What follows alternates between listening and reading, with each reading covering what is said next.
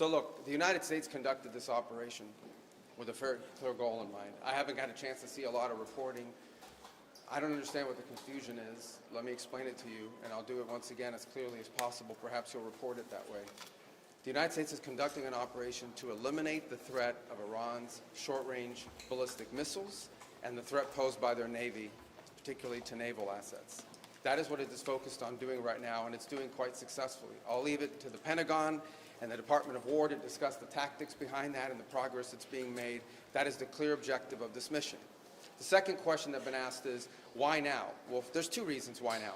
The first is it was abundantly clear that if Iran came under attack by anyone, the United States or Israel or anyone, they were going to respond and respond against the United States. The orders had been delegated down to the field commanders. It was automatic, and in fact, it bared to be true, because in fact, within an hour of the initial attack on the leadership compound, the missile forces in the south and in the north, for that matter, had already been activated to launch. In fact, those had already been pre-positioned.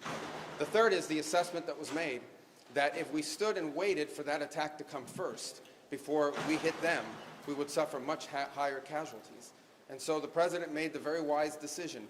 We knew that there was going to be an Israeli action. We knew that that would precipitate an attack against American forces. And we knew that if we didn't preemptively go after them before they launched those attacks, we would suffer higher casualties and perhaps even higher those killed. And then we would all be here answering questions about why we knew that and didn't act.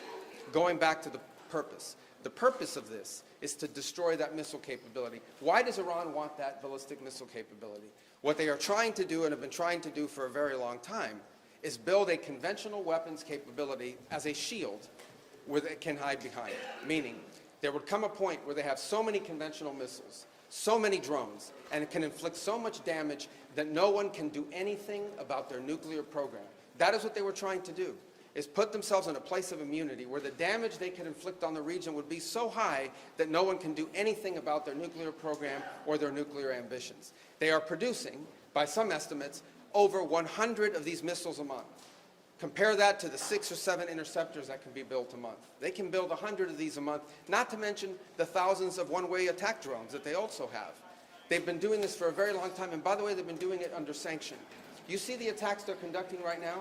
They're attacking airports, they're attacking hotels, they're hitting not just military bases, they're attacking our embassies directly, they're attacking facilities that have nothing to do with war or with military, and that's a weakened Iran.